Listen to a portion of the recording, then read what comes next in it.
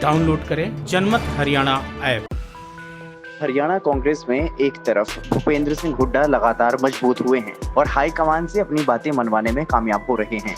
चाहे अशोक तंवर की प्रदेश कांग्रेस अध्यक्ष पद से छुट्टी हो, अपने बेटे दीपेंद्र को राज्यसभा सांसद बनवाना हो, या फिर शैलजा को हटाते हुए उदय भान की प्रदेश कांग्रेस अध्यक्ष पद पर ताजपोशी हो। वहीं दूसरी तरफ कांग्रेस के दूसरे सीनियर नेता या तो किनारे हो चुके हैं या फिर पार्टी को अलविदा कह रहे हैं। 2005 के विधानसभा चुनाव में कांग्रेस ने बेहतरीन प्रदर्शन करते हुए 67 सीट पर जीत हासिल की थी। 9 साल बाद उसकी सत्ता में वापसी हुई थी, लेकिन तत्कालीन प्रदेश कांग्रेस अध्यक्ष चौधरी भजन लाल को किनारे करते हुए सोनिया गांधी ने भूपेंद्र सिंह हुड्डा को सीएम बना दिया था, जबकि हुड्डा उस वक्त रोहतक लोकसभा सीट से सांसद होते थे और सीएम की रेस में उनका दूर दूर तक नाम नहीं था। मुख्यमंत्री बनने के बाद हुड्डा कांग्रेस में लगातार मजबूत होते गए, लेकिन चुनावों में कांग्रेस को बड़ी कामयाबी नहीं दिला पाए। अगर 2009 के लोकसभा चुनाव को छोड़ दिया जाए, जब कांग्रेस ने 10 में से 9 लोकसभा सीटों पर जीत हासिल की थी, इसके अलावा कोई बड़ा चुनाव वो कांग्रेस को नहीं जिता पाए। अक्टूबर 2009 में हुए विधानसभा चुनाव में हुड्डा दूसरी बार मुख्यमंत्री बनने में कामयाब जरूर हो गए थे, लेकिन कांग्रेस की सीटें 67 से घटकर 40 पर आ गई थी, जबकि विधानसभा चुनाव तय वक्त से पहले कराए गए थे।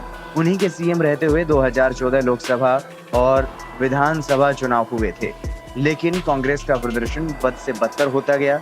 लोकसभा चुनाव में कांग्रेस एक लोकसभा सीट पर सिमट गई और विधानसभा चुनाव में मात्र 15 सीट ही जीत पाई और प्रमुख विपक्षी दल भी नहीं बन पाई। हुड्डा की अगुवाई में लड़े गए 2019 के विधानसभा चुनाव में जरूर कांग्रेस 31 सीट जीतने में कामयाब हो गई, लेकिन पार्टी को वो सत्ता की दहलीज तक नहीं पहुंचा पाए। कांग्रेस के इस प्रदर्शन में बीजेपी के खराब टिकट वितरण का भी अहम रोल रहा। हुड्डा के कांग्रेस में ताकतवर बनने के बाद पार्टी 2005 वाला प्रदर्शन फिर कभी पार्टी नहीं दोहरा पाई। हुड्डा के सीएम बनने के बाद कांग्रेस के 2 कद्दावर नेता राव इंद्रजीत सिंह और बीरेंद्र सिंह पार्टी को अलविदा कह गए।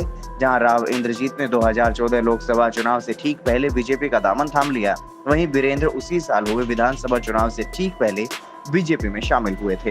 बीजेपी ने भी इन्हें कांग्रेस छोड़ने का इनाम दिया और केंद्र में मंत्री बनाया। राव इंद्रजीत और वीरेंद्र के अलावा धर्मवीर सिंह, रमेश कौशिक, अरविंद शर्मा, देवेंद्र बबली और नरेश शर्मा ने भी कांग्रेस को बाय बाय कह दिया, जिनमें से फिलहाल धर्मवीर भिवानी लोकसभा, रमेश कौशिक सोनीपत लोकसभा, अरविंद शर्मा रोहतक लोकसभा से बीजेपी के टिकट पर सांसद बने हैं। वहीं देवेंद्र बबली टोहाना विधानसभा सीट से जेजेपी की टिकट पर विधायक बने और फिलहाल मनोहर लाल सरकार में कैबिनेट मंत्री हैं। कुछ नेता ऐसे भी रहे जिन्होंने कांग्रेस को अलविदा नहीं कहा, लेकिन पार्टी में वो किनारे लग गए, जिनमें कैप्टन अजय यादव का नाम प्रमुख है। फिलहाल अपने समर्थक उदय भान को कांग्रेस का प्रदेश अध्यक्ष बनाए जाने के बाद से हुड्डा ने कांग्रेस में अपने प्रतिद्वंदी 2K यानी कि कुलदीप बिश्नोई और कुमारी शैलजा को किनारे लगा दिया है। कुमारी शैलजा तो फिर भी सोनिया गांधी की करीबी हैं और जुलाई में होने वाले राज्यसभा चुनाव में उनका चुना जाना तय है और वो केंद्र की राजनीति में रम जाएंगी। लेकिन सबसे बड़ा सवाल ये है कि कुलदीप बिश्नोई क्या करेंगे, क्योंकि कुलदीप बड़ी उम्मीद लगाए हुए थे कि हाईकमान उन्हें